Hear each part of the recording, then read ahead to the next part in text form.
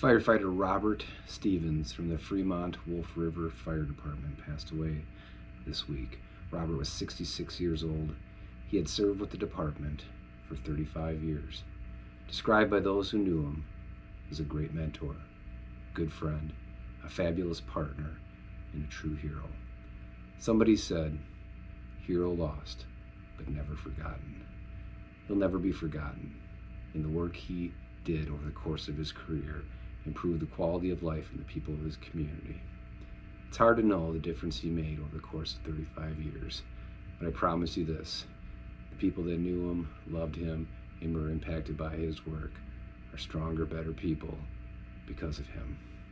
I want to express my condolences to Robert's wife, Faith, to his daughters, his stepson, his sisters, and everybody who knew and loved him and served alongside him over the course of his career. I want to dedicate a song to this American hero. Robert, this one's for you.